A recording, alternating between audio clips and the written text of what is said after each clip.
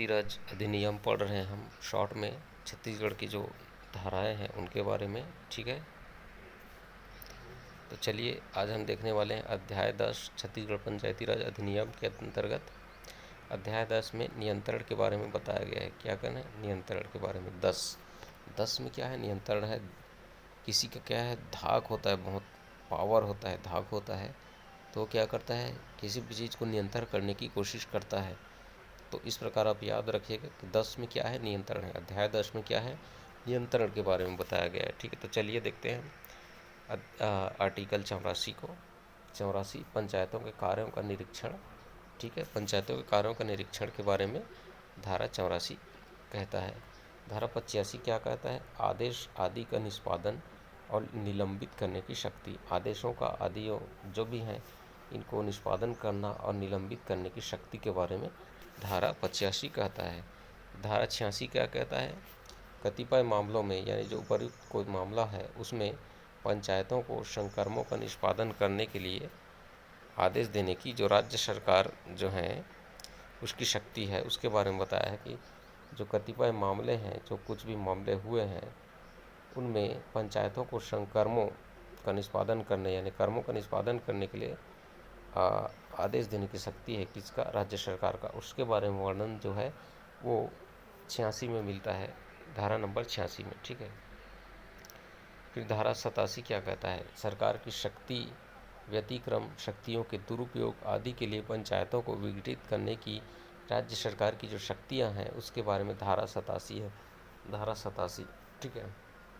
धारा 87। अब देखो, राज्य सरकार को सताओगे, राज्य सरकार को प्रॉब्लम होगा तो राज्य सरकार पंचायतों को विघटित कर सकती है, ठीक। इस प्रकार आप याद कर सकते हैं कि धारा 87 में राज्य सरकार की शक्ति है, व्यतिक्रम हो गया, शक्तियों का दुरुपयोग हो गया आदि के लिए पंचायतों का अगर विघटित करने की राज्य सरकार की शक्ति जो है उसके बारे में 87 में वर्णन है। फिर धारा 88 में पंचायतों के कार्यकलापों की जांच, ठीक है। पंचायतों के कार्यकलापों की जांच किस प्रकार होगा, कौन करेगा, इसके बारे में वर्णन धारा 88 में है, ठीक है। धारा 89 हानि हो, दुरुपयोजन हो, इसके लिए पंचों आदि का जो दायित्व होता है उसके बारे में धारा 89 बोलता है, ठीक है। हानि, दुरुपयोजन, इसके लिए पंचों आदि का दायित्व। फिर धारा 90 पंचायतों और अन्य स्थानीय प्राधिकारियों के बीच जो विवाद की स्थिति बनती है, ठीक, पंचायत हो या अन्य स्थानीय जो प्राधिकारी वगैरह हैं, अधिकारी वाले हैं, उनके बीच विवाद होता है, इस बारे में वर्णन धारा 90 में मिलता है। नॉटी में, नॉटी हो जाना, ठीक है। नॉटी नॉनसेंस, नॉटी चीज़ों पे गलतियां होना, लड़ाई झगड़ा होना, तो पंचायतों और अन्य प्राधिकारियों के बीच विवाद की स्थिति बनना धारा 90 में बोलता है। 91 क्या बोलता है? अपील और पुनरीक्षण के बारे में, ठीक है। अपील और पुनरीक्षण के बारे में कौन सी धारा बोलता है? धारा 91, ठीक है। धारा 92 क्या बोलता है? अभिलेख और वस्तु वापस कराने तथा धन वसूलने की शक्ति, ठीक है। अभिलेख वगैरह हैं, कोई भी कागजात वगैरह हैं, वस्तुएं हैं, इन्हें वापस कराने और धन को वसूलने की शक्तियों के बारे में वर्णन धारा 92 में है। कौन सी धारा में है? 92। धारा 93 शक्तियों का प्रत्यायोजन, शक्तियों का जो है वो किस प्रकार से प्रत्यायोजन किया जाना है उसके बारे में धारा 93 बताता है। 93 नंबर का धारा, शक्तियों का प्रत्यायोजन। फिर 94 नियंत्रण की साधारण शक्ति, नियंत्रण की साधारण शक्तियों के बारे में वर्णन धारा 94 में मिलता है। नियंत्रण करने की साधारण शक्तियों के बारे में 94 बोलता है, ठीक। तो इस प्रकार धारा अध्याय 10 में हमने देखा पंचायतों के कार्य का निरीक्षण, आदेशों आदि का निष्पादन, निलंबित करने की शक्ति, कतिपय मामलों में पंचायतों को संकर्मों का निष्पादन करने के लिए आदेश देने की राज्य सरकार की शक्ति। 87 राज्य सरकार की शक्ति व्यतिक्रम शक्तियों के दुरुपयोग आदि के लिए पंचायतों को विघटित करने की राज्य सरकार की शक्ति। 87 88 पंचायत के कार्यकलाप की जांच। 89 हानि दुरुपयोजन के लिए पंचों आदि का जो दायित्व है उसके बारे में। 90 पंचायतों और अन्य प्राधिकारियों के बीच विवाद। 90 91 अपील और पुनरीक्षण के बारे में बताता है। 92 अभिलेख व वस्तुएं वापस कराने और धन वसूलने की शक्ति के बारे में बताता है।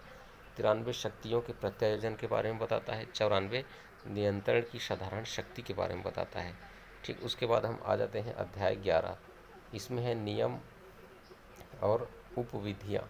नियम और उपविधियों के बारे में वर्णन कहाँ मिलता है, किस अध्याय में, तो आपको बताना है धारा 11, अध्याय 11, अध्याय 11। ठीक है। इसमें जो पहला अध्याय है वो है 95। 95 में क्या है, नियम बनाने की शक्ति। 95 में ही है नियम बनाने की शक्ति, और 96 में है उपविधियाँ, और 97 में है आदर्श मॉडल विधियाँ। आदर्श मॉडल उपविधियों के बारे में बताया गया है कि इसमें अध्याय 11, अध्याय 11 में नियम और उपविधियाँ हैं। 95 नियम बनाने की शक्ति, 96 उपविधियाँ, 97 आदर्श उपविधियों के बारे में वर्णन मिलता है इनमें। ठीक है। उसके बाद है हम देखेंगे उसके बाद हम देखेंगे अध्याय 12। अध्याय 12 में शास्ति यानी दंड के बारे में बताया गया है, धारा 12 में।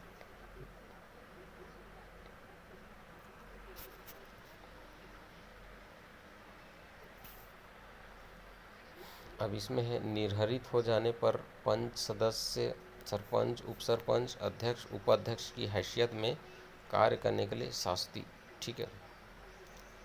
अगर कोई निर्हरित हो जाता है, यानी कि वो योग्य नहीं है, अगर योग्य नहीं होता फिर भी वो पंच सदस्य या सरपंच, उप सरपंच, अध्यक्ष या उपाध्यक्ष की हैसियत में कार्य कर रहा है, तो इसके लिए उसको दंड दिया जाएगा। ठीक है। उसके बाद है ये 98 में था ना। उसके बाद 99। 99 बोलता है हितबद्ध सदस्यों द्वारा मत दिए जाने के लिए शास्तियाँ, यानी जो सदस्य हैं अगर अपने उसके हित में, अगर हित को देखकर ये लोग मत देते हैं तो उसके लिए भी इन्हें दंड दिया जाएगा। ठीक है। आर्टिकल 99 के तहत, 99 के तहत। फिर आर्टिकल 100। आर्टिकल 100 यानी 100 बोलता है किसी सदस्य, पदाधिकारी या सेवक द्वारा संविदा में हित अर्जित करने के लिए शास्ति। ठीक है। यदि कोई सदस्य है, पदाधिकारी या सेवक है, ये संविदा में अगर हित अर्जित करना चाहता है तो उसके लिए शास्ति के बारे में बताया गया है धारा 100 में। धारा 101 अधिकारियों आदि का सदोष अवरोध। ठीक है। जो अधिकारी वगैरह हैं इनका दोष के साथ क्या अवरोध होना। ठीक है। ये लोग अवरोध करते हैं दोष के साथ, तो 101 नंबर की धारा में इसके बारे में वर्णन है। 102 नंबर का धारा बोलता है पंचायतों के सदस्य आदि को बाधा पहुंचाने की प्रतिषेध के बारे में। ठीक, पंचायतों के सदस्य आदि को बाधा पहुंचाने की जो प्रतिषेध होगा उसके बारे में वर्णन मिलता है 102 नंबर की धारा में। किसमें, 102 नंबर की धारा में। 103 नंबर बोलता है सूचना को हटाने या मिटाने का लिए प्रतिषेध। सूचना को मिटा दिया जाता है या हटा दिया जाता है तो उसके लिए प्रतिषेध किया जाता है, उसका विरोध किया जाएगा, उसको रोका जाएगा। ठीक है। इसको 103 नंबर के आर्टिकल के तहत इसका वर्णन किया गया है। 104 में क्या है, जानकारी न देने या मिथ्या जानकारी देने के लिए दंड दिया जाएगा। 104 में। ठीक है। उसका क्या किया जाएगा, उसका उपचार किया जाएगा, ऐसा करके याद रखें, दंड देकर उसका उपचार किया जाएगा। भाई तो गलत जानकारी क्यों दिया। फिर 105 बोली लगाने का प्रतिषेध है। बोली वगैरह लगा रहे हो तो उसके लिए भी आपको उसका दंड भुगतना पड़ेगा। तो 105 में ऐसा बोला गया है। ठीक है। 105वें नंबर पे। उसके बाद 106 किसी पंचायत को नुकसान करने की प्रतिपूर्ति किए जाने की प्रक्रिया। अगर आप किसी पंचायत को नुकसान पहुंचाते हैं तो उसकी प्रतिपूर्ति आपसे कराया जाएगा, इसके बारे में बताया गया 106 में। ठीक है। तो इस प्रकार अध्याय 12 में शास्ति के बारे में दिया है। 98 में दिया है निर्हरित हो जाने पर पंच सदस्य, सरपंच, उप सरपंच, अध्यक्ष, उपाध्यक्ष की हैसियत में अगर कार्य कर रहे हैं तो आपको दंड मिलेगा। 99 हितवत सदस्यों द्वारा मत दिए जाने के लिए भी दंड दिया जाएगा। और 100 क्या बोलता है, किसी सदस्य, पदधारी या सेवक द्वारा संविदा में हित अर्जित करने के लिए भी आपको दंड दिया जाएगा। अब संविदा में हित अर्जित करना चाहते हैं तो 100वें नंबर के हिसाब से। 101 नंबर बोलता है अधिकारियों आदि का सदोष अवरोध करना।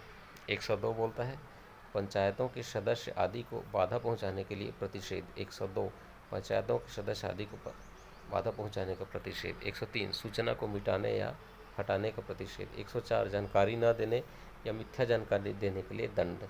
5 बोली लगाने का दंड, बोली लगाने पर। 106 किसी पंचायत को नुकसान की प्रतिपूर्ति किए जाने की प्रक्रिया। ठीक है। इसमें 106 में बताया। फिर दोस्तों अध्याय 13 में है प्रकीर्णन। अध्याय 13 में क्या है? प्रकीर्णन है इसमें, ठीक है। इसमें सद्भावपूर्ण किए गए कार्यों का परित्राण 107 नंबर बोलता है कि सद्भावपूर्वक अगर काम किया गया है तो इसका परित्राण किया जाएगा। उसके बाद 108 सूचना के अभाव में वाद का वर्जन, ठीक है। अगर सूचना के अभाव में बातचीत को रोका जाएगा, ठीक है। 108वें नंबर के धारा के तहत 109 नंबर में क्या बोलता है?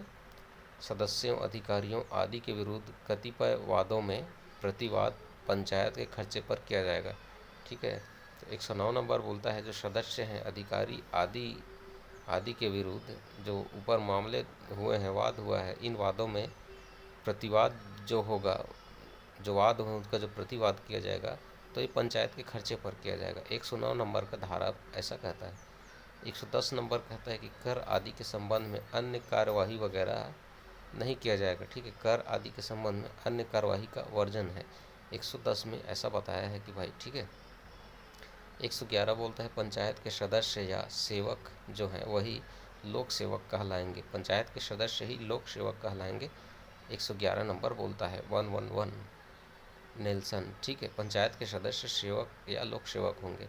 112 रिक्ति या गठन की प्रक्रिया आदि में त्रुटि होने के कारण पंचायत के कार्य अविधिमान्य नहीं होंगे, ठीक है। 112 बोलता है कि अगर जगह खाली है या गठन की प्रक्रिया आदि में अगर त्रुटि है, ठीक है, इसके कारण पंचायत का जो कार्य है उसको अविधि मान्य नहीं, यानी पंचायत के कार्य को गलत नहीं माना जाएगा, ठीक है। ऐसा बोला जा रहा है कि उसके कार्य को विधि पूर्वक नहीं है, ऐसा नहीं मानेंगे, ऐसा बोल रहे हैं। 112 रिक्ति या गठन की प्रक्रिया आदि में त्रुटि होने पर पंचायत के कार्य अविधि मान्य नहीं होंगे। 113 है भूमि पूजन या भूमि अर्जन के बारे में। भूमि अर्जन के बारे में 113 नंबर बोलता है। 113 नंबर क्या बोलता है? भूमि अर्जन के बारे में। 114 बोलता है केंद्रीय सरकार या राज्य सरकार अनुज्ञा अभिप्राप्त नहीं करेगी, ठीक है। केंद्रीय सरकार या राज्य सरकार जो है वो अनुज्ञा नहीं प्राप्त करेगी, इसके बारे में 114 नंबर बोलता है। कौन सा नंबर? 114। 115 क्या बोलता है? पंचायत के जो धन उधार लेने की शक्ति के बारे में बताता है 115, ठीक है। पंचायत की धन उधार लेने की शक्ति के बारे में। 116 बोलता है वसूल न की जा सकने वाली धनराशियाँ तथा उपयोग सामग्री का बट्टे खाते में डाला जाना, ठीक है। 116 कहता है जो राशि वसूल नहीं की जा सकती तथा अनुपयोगी सामग्री है इसका बट्टे खाते में डाला जाना, ठीक, इसके बारे में 116 नंबर बोलता है। 117 नंबर क्या बोलता है? 117 नंबर बोलता है सदस्यों आदि को पारिश्रमिक का प्रतिषेध, ठीक है। 117 बोलता है सदस्य वगैरह हैं आदि जो हैं इनको पारिश्रमिक का प्रतिषेध है इनको, 117 नंबर के हिसाब से, ठीक।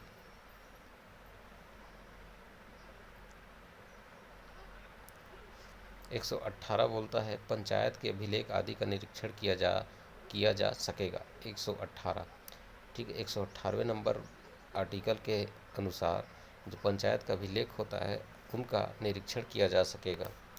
119 के अनुसार दस्तावेज आदि जो हैं इसको तामील कराने की पद्धति के बारे में कहता है कि भाई 119 दस्तावेज जो हैं इनको तामील कराने की पद्धतियाँ बताई गई हैं धारा 119 में। फिर धारा 120 अधिनियम के प्रयोजन के लिए प्रवेश आदि, ठीक। अधिनियमों के प्रयोजन के लिए यानी अधिनियमों के लिए प्रवेश वगैरह जो भी हैं उनके बारे में 120वें नंबर की धारा बोलता है, ठीक है।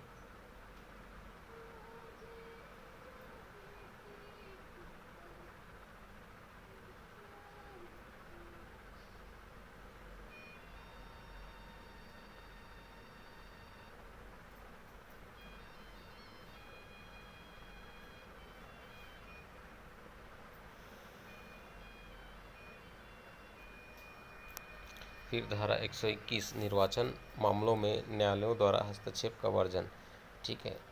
जो निर्वाचन मामले हैं इसमें न्यायालय जो है वो हस्तक्षेप नहीं करेगा, ठीक है। कौन सी धारा में कहा गया है? 121 में, ठीक है। 122 में निर्वाचन के लिए जो याचिका लगाई जाती है उसके बारे में 122वें नंबर की धारा में बताया गया है। ठीक है। 123वें नंबर की धारा, ऐसे व्यक्तियों को निष्कासित करने की शक्ति जो फीस का संदाय करने से इनकार करता है, ठीक है, ऐसे लोगों को निष्कासित करने की शक्ति के बारे में बताया गया है, ठीक, 123 में। ठीक है। 124, स्वामी या अधिभोगी द्वारा व्यतिक्रम किए जाने पर पंचायत संकर्मों का निष्पादन कर सकेगी और व्यय वसूल कर सकेगी। ठीक है। 124वें नंबर की धारा कहता है कि जो स्वामी है या अधिभोगी है, इसके द्वारा जो व्यतिक्रम किए जाने पर, यानी खर्चा वगैरह उटपुटांग किए जाने पर, ठीक है, पंचायत संकर्मों का निष्पादन कर सके, तो पंचायत संकर्मों का निष्पादन कर सकेगी और व्यय जो है उसको वसूल कर सकेगी। ठीक है। जो स्वामी वगैरह है या अधिभोगी है, जो व्यतिक्रम करता है, ठीक है, उसको पंचायत संकर्मों का निष्पादन कर सकेगी पंचायत, और व्यय वसूली कर सकेगी उस स्वामी से, उस अधिभोगी से, 124वें नंबर की धारा के अनुसार। फिर धारा आता है 125, ग्राम पंचायत के मुख्यालय जो है उसको किस प्रकार बदला जाता है, ग्राम सभा का विभाजन, समामेलन तथा परिवर्तन, इन सब के बारे में वर्णन मिलता है धारा 125 में। ठीक है। धारा 125 में क्या कहता है कि ग्राम पंचायत का जो मुख्यालय है वो बदला जाना, और ग्राम सभा का जो विभाजन किया जाएगा, और समामेलन तथा परिवर्तन के बारे में 125वें नंबर की धारा कहता है। 126वें नंबर की धारा बोलता है ग्राम का विस्थापन। ग्राम का विस्थापन किस प्रकार होगा, ये धारा 126 कहता है, 126वें नंबर की धारा। फिर 127, खंड तथा जिला पंचायत की सीमाओं में परिवर्तन। खंड और जिला पंचायत की सीमाओं में परिवर्तन के बारे में धारा 127 कहता है। ठीक है। 128 क्या बोलता है, सरकारी भूमियों का जो प्रबंध किया जाएगा उसके बारे में धारा 128 कहता है। ठीक है। हमने देखा अध्याय 13 प्रकीर्णन के बारे में, जिसमें 107 में सद्भावपूर्ण किए गए कार्यों का परित्राण के बारे में बताया है। 108 सूचना के अभाव में वाद का वर्जन के बारे में बताया। 109 सदस्यों, अधिकारियों आदि के विरुद्ध कतिपय वादों में प्रतिवाद के लिए पंचायत के खर्चे पर प्रतिवाद किया जाएगा। 109। 110 कर आदि के संबंध में अन्य कार्यवाही नहीं किया जाएगा, इसके बारे में 110। पंचायत के सदस्य या सेवक लोग सेवक होंगे। 111 रिक्ति या गठन की प्रक्रिया आदि में त्रुटि होने के कारण पंचायतों के कार्य अविधि मान्य नहीं होंगे। 112 भूमि का अर्जन। 113 केंद्रीय सरकार या राज्य सरकार अनुज्ञा अभिप्राप्त नहीं कर सकेगी। 114 में पंचायत की धन उधार लेने की शक्ति। 115 वसूल न की जा सकने वाली धनराशियाँ तथा अनुपयोगी सामग्री को बट्टे खाते में डाला जाना। 116 16 आने के बट्टे में डाल, ऐसे करके याद रखना। ठीक है। सदस्यों आदि को पारिश्रमिक देने से प्रतिषेध। 117 खतरा है सदस्यों को पारिश्रमिक देना, ऐसा। 117 सदस्यों आदि को पारिश्रमिक देने का प्रतिषेध। 118 पंचायत के अभिलेख आदि का निरीक्षण किया जा सकेगा। दस्तावेजों आदि तामील कराने की पद्धति किसमें है, 119 में। दस्तावेजों का आदि का तामील कराने की पद्धति 119। फिर अधिनियम के प्रयोजनों के लिए प्रवेश आदि के बारे में वर्णन 120वें नंबर की धारा में है। फिर निर्वाचन मामलों में न्यायालयों द्वारा हस्तक्षेप नहीं किया जाएगा, 121वें नंबर के हिसाब से। 122वें निर्वाचन याचिका। 122 में क्या है, निर्वाचन याचिका। 123 में है ऐसे व्यक्तियों को निष्कासित करने की शक्ति जो फीस का संदाय करने से इनकार करें, 123 के हिसाब से। 123 1 2 3 जो 1 2 3 कर रहा है, ठीक, ऐसे व्यक्तियों को निष्कासित करो। 124 स्वामी या जो अधिभोगी द्वारा है व्यतिक्रमण किए जाने पर पंचायत संकर्मों का निष्पादन कर सकेगी। ठीक, पंचायत जो है वो संकर्मों का निष्पादन करेगी और वह वसूली कर सकेगी। 124वें नंबर की धारा। 125 ग्राम पंचायत के मुख्यालय का बदला जाना, ग्राम सभा का विभाजन, समामेलन तथा परिवर्तन। 125। फिर 126 ग्राम का विस्थापन। 127 क्या कहता है, खंड तथा जिला पंचायत की सीमाओं में परिवर्तन के बारे में कहता है। 127। 128 कहता है सरकारी भूमियों का प्रबंधन। 128। ठीक है। अध्याय 14 बोलता है संपरीक्षाओं के बारे में, किस प्रकार जांच होगा, संपरीक्षा होगा, इसके बारे में अध्याय 14। पंचायतों की संपरीक्षा, जो कि धारा 129 नंबर की धारा है, पंचायतों की संपरीक्षा। फिर अध्याय 14 का क अनुसूचित क्षेत्रों में पंचायतों के लिए जो विशिष्ट उपबंध है इसके बारे में बताता है। अध्याय 14 का ठीक 129 का बोलता है परिभाषा बताया गया। अनुसूचित क्षेत्रों में जो पंचायतें हैं उनके लिए उनकी परिभाषा के बारे में अनुसूचित 129 का बोलता है। ठीक है। 129 ख ग्राम सभा तथा ग्राम सभा का गठन 129 ख में है। ग में क्या है? ग्राम सभा की शक्ति और कृत्य, ग्राम सभा की शक्तियाँ और कृत्य के बारे में ग। फिर ए 129 ए ग्राम पंचायत के कृत्य, अनुसूचित क्षेत्रों में ग्राम पंचायत के कृत्यों के बारे में 129 ए में बताया गया है। घ होना चाहिए ये, ठीक है, ग के बाद घ होना चाहिए। ठीक, तो इसे हम घ मानते हैं। 129 घ ग्राम पंचायतों के कृत्य अनुसूचित क्षेत्रों में। फिर 129 अंगा स्थानों का आरक्षण 129 अंगा में अनुसूचित क्षेत्रों में। ठीक है। फिर 129 च जनपद तथा जिला पंचायत की शक्तियाँ 129 च में बताया गया है। ठीक है, 129 च में। ठीक, तो एक बार और देखते हैं इसको हम। अध्याय 14 क में अनुसूचित क्षेत्रों में पंचायतों के लिए जो विशिष्ट उपबंध कराए गए हैं इसमें 129 क में उसकी परिभाषा है। 129 ख में ग्राम सभा तथा ग्राम सभा का गठन के बारे में बताता है। 129 ख गठन करना, खा का के गठिया जाना ऐसे करके। ठीक, 129 ग ग्राम सभा की शक्ति और कृत्य, ग्राम सभा की शक्ति और कृत्य ग। ठीक है, ग ग ग शक्ति है तो शक्ति है तो क्या करेगा? गरियाएगा एकदम। तो 129 ग ग्राम सभा की शक्ति और कृत्य। उसके बाद घ ग्राम पंचायत के कृत्य, ग्राम पंचायत के कृत्य घ में अंगा स्थानों का आरक्षण 129 अंगा। 129 च जनपद तथा जिला पंचायतों की शक्तियों के बारे में 129 च में। ठीक है। उसके बाद अध्याय 15 देखते हैं निरसन। ठीक है, निरसन के बारे में। निरसन होता है दोस्तों जिन्हें अब निकाल दिया गया है उसे निरसन कह दिया जाता है।